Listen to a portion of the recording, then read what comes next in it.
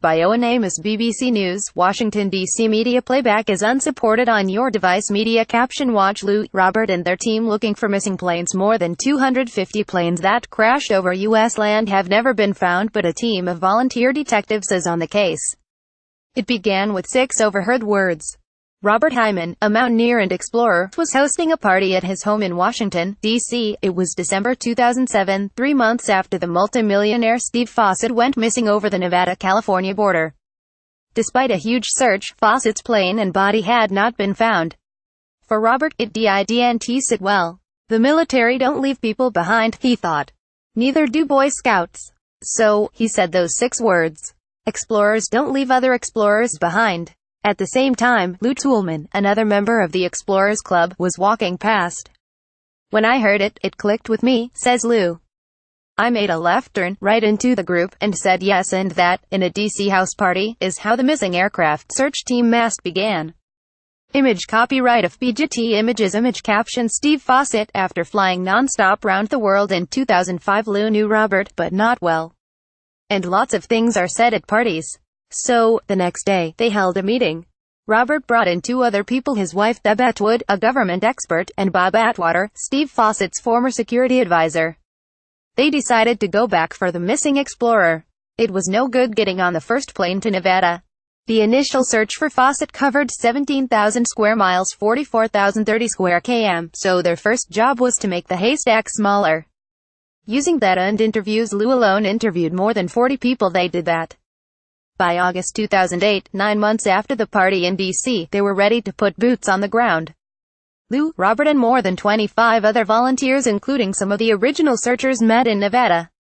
The team included 3 planes, 7 pilots, and some of the best climbers in the country. Despite searching for 19 days, they found nothing except 3 rattlesnakes, 2 bears and a herd of wild mustang.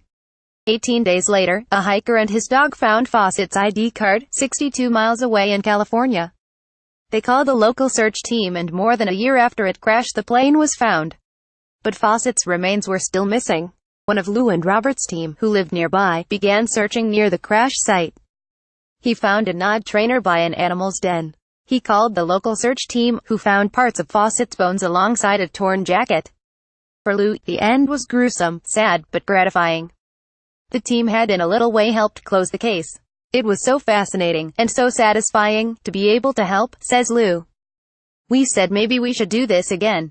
A couple of our members said, there are lots of cases out there like this. We replied, what? Really? You're kidding me. Image copyright Robert Hyman. Image caption some of the Steve Fossett search team, including Robert furthest right and Lou second right, in September 2006, Bill Westover, 54, and Marcy Randolph, 43, set off in a light aircraft from Phoenix Deer Valley Airport in Arizona. They never came back. When the official 3-week search found nothing, Marcy's father, Phil, took on the challenge. He renewed his pilot's license. He spent hours searching from the air, and more hours amid the endless red rocks of Arizona. It was no use. In 2008, after hearing about their work in the Fossett case, Phil contacted Lou and Robert's team. The cold case was about to get warmer. The missing aircraft search team spent more than 1,000 unpaid hours investigating what happened to Bill and Marcy. They interviewed 40 people, including friends, family and flight instructors. They pored over reports. They analyzed more than 1 million radar hits. They were about to put boots on the ground, to search the area itself, when old-fashioned detective work solved the case. In April 2009, a masked member was going through fire reports when he noticed something. On the day Bill and Marcy went missing, 2 hikers reported a small fire in a remote canyon. The fire hadn't been investigated, so the report wasn't in the main, computerized database. But the hikers' names were on the file. Mast contacted them. Alerted by the interview, the hikers went back and saw a wrecked plane. The authorities were contacted, and 2.5 years after it went missing, Bill and Marcy's plane was found. You ask why we do this, says Robert, 8 years later, sitting in his kitchen in Washington, D.C. Well, if you look at the letter we got from Mr. Randolph, he pauses, choked at the memory. When you get a thank you from a parent that lost a child, it's a great feeling. Image copyright missing aircraft search team. Image caption Robert Hyman, photographer, mountaineer, and explorer. According to his business card, until now, the number of missing planes in the United States has not been revealed. Neither the U.S. Air Force, its Civil Air Patrol responsible for inland aerial search and rescue, nor the Coast Guard keeps a comprehensive list. The National Transportation Safety Board investigates accidents but doesn't map missing planes.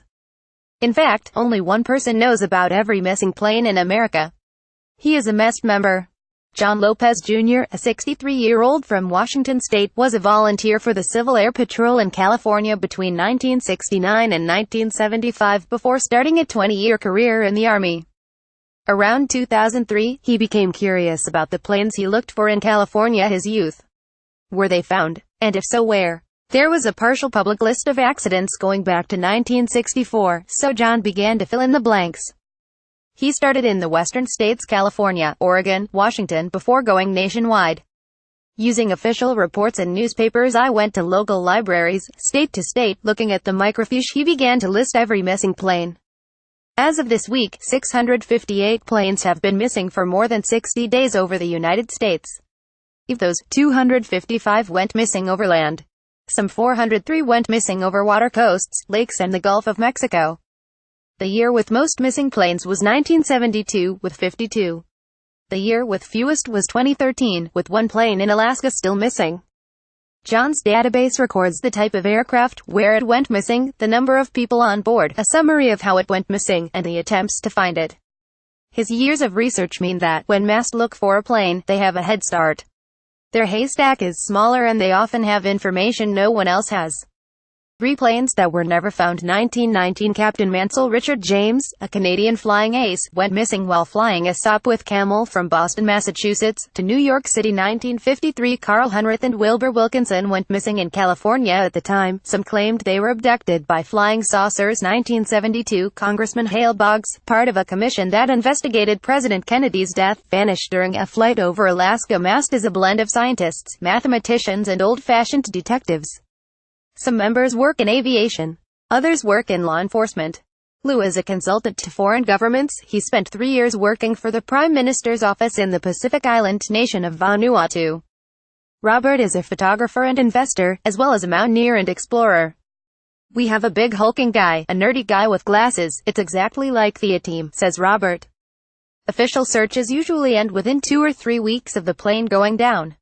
When no one else can help, families and even law enforcement agencies can turn to MEST. The team usually have 6 or 7 cases ongoing, but not everyone works on every case.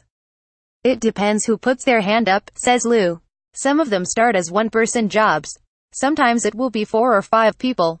They work via Yahoo groups, and speak to each other on the phone, until they need an on-the-ground search. One of the biggest searches took place in 2009. In October 1944, a military plane set off from Minesfield, now Los Angeles International Airport, but never came back.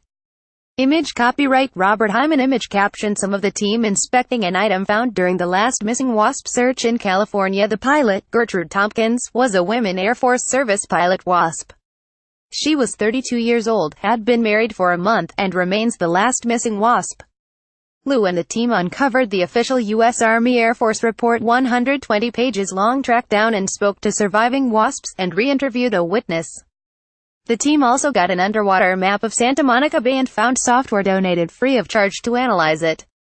When they saw pixels of interest, they sent divers down. The divers found the remains of a military plane missing since the 1950s, and were able to tell the pilots' families. They also found parts of a light aircraft missing since the 1970s. They didn't find Tompkins' Mustang, but they plan to try again. The group's Latin motto, Spes mos incredresco, translates as hope shall prevail. MEST has worked on more than 20 cases, some of them outside the U.S. They have found or helped to find at least 7 planes.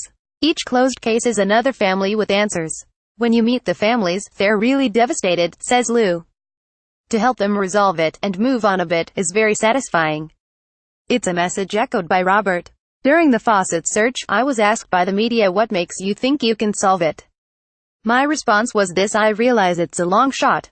I realize it's a very small probability of success. But I can tell you for certain there is 0 probability of success if you don't try. He takes his cap off and smooths his hair. We're not doing this for publicity, he continues. We're not doing this for fame or fortune, because that's clearly not the case.